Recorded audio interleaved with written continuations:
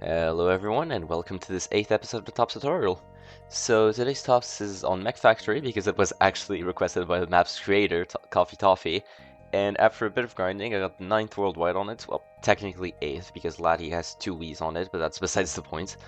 But lap 1 and 2s could have actually given me top 4 worldwide. I just made a really big mistake start of lap 3, so I had to play catch up, but maps overall, it's fairly fun casually, but grinding for tops, there are definitely some issues with bouncing and geometry, but we'll get to that. So the start of the map's actually the easiest part, just drive tight here. The first skip that actually even like casual gold star players are gonna be familiar with is this turn skip right here. Some people spin drift into it, but I don't think it's necessary. As long as you stay lined up around here on the road and drift purely tight with the right timing, you can actually just easily clip it, as you can see.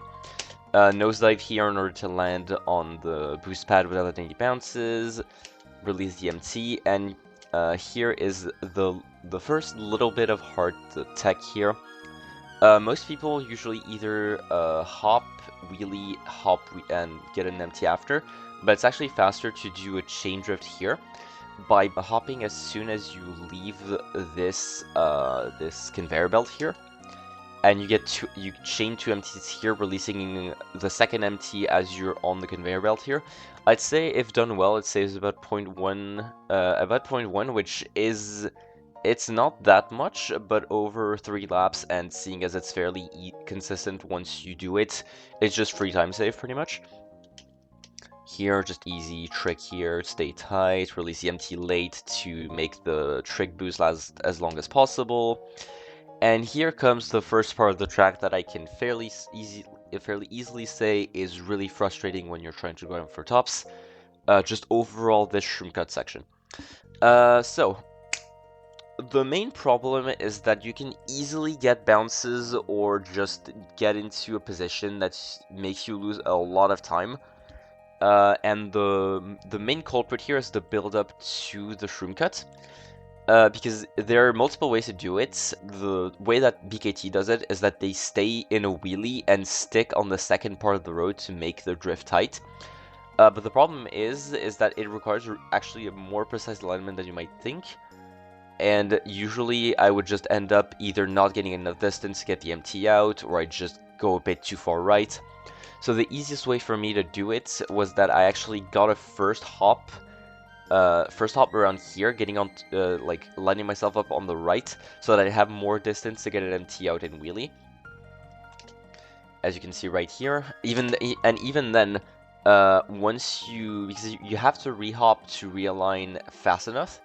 And as you can see, I am almost close to just diving off. So I would recommend if you do want to run this, I would recommend just staying safe and even hopping a bit more right than I was here, just to get as much ground as you need for that MT. After the fact, it's just wheeling off around here. It's essentially a 50-50 as to whether or not you like get off the ground or you stick here. Stick is a bit faster, but hop allows you to essentially realign a bit in the air without losing speed. So if you have a good enough alignment, stick is better, but getting the hop can save a bad alignment without losing too much ground. As you can see, my alignment was it was really tight here, but even with the hop, I didn't need to realign. For this cut, actually, it turned out to be fairly consistent. The key here is to shroom as late as possible and get as parallel to the ramp as you can. So as you can see, I am pretty much right parallel to the ramp, and I trick late and without any inputs on my joystick. I stay neutral, and that allows you to get a pretty low air getting into the pipe compared to TFing or to doing anything else. This turned out to be the most consistent method to getting low air and can save around 0.5 across an entire run. On the pipe itself, that was another point that I would reset quite a bit, because you want to release your MT early, but you also want to get an alignment that gets around the middle of the pipe. And if you get a bit too far to either side, you can gain a lot of air and lose a bunch of time. But here I do it pretty perfectly, land in a drift, and use the trick boost to align yourself without losing much speed. Here is another section where you can bounce, but this time it doesn't lose as much time.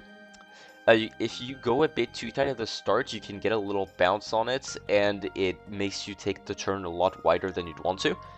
So the key here is actually for me to start a bit wider and drift tight in the corner instead of trying to cut as much ground as possible. And as you can see, I get a little bounce on it, but that's not as bad as it was. I believe my turn, this turn on lap 2 and 3 are a lot cleaner. Here is another section that you can actually bounce in a weird way. The pipe, usually you want to start on this quadrant right here.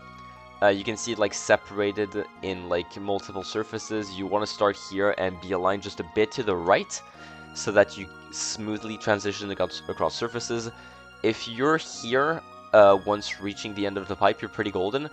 What you want to do is that you want to hop off in a way that allows you to get a continuous drift and then an MT into the last section with pretty much just a single wheelie. Although you can sometimes get a weird bounce while transitioning from these multiple surfaces.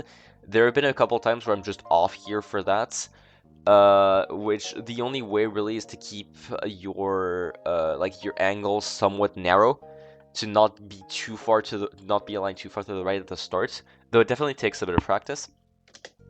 So here you hop off, you get a continuous drift, and then MT into the line that goes into the shroomless. I don't realign a bit, but yeah, you get it almost straight line to the shroomless, and then only a single hop here, which gives you drift heights across the last shroomless. Release empty early, drive as tight as possible. If you're on lap 2 and 3, the outer conveyor will be the one that's faster, and you actually get 2 MTs on it, one in the middle and one at the end. You want to release your MT at the end to get as much of the MT as possible, and then wheelie and get the last drift into the next lap. So overall, a pretty technical run. Especially, it's gonna require a lot of resets, especially around the shroom cuts. Around the first time, this little build up here, it was admittedly pretty hellish to learn. But aside from that, it's just a matter of like grinding until the map's geometry decides that you can go fast on it. But overall, it was still pretty decent map to grind. So yeah. I'll just leave you guys with a clean run, and see you later.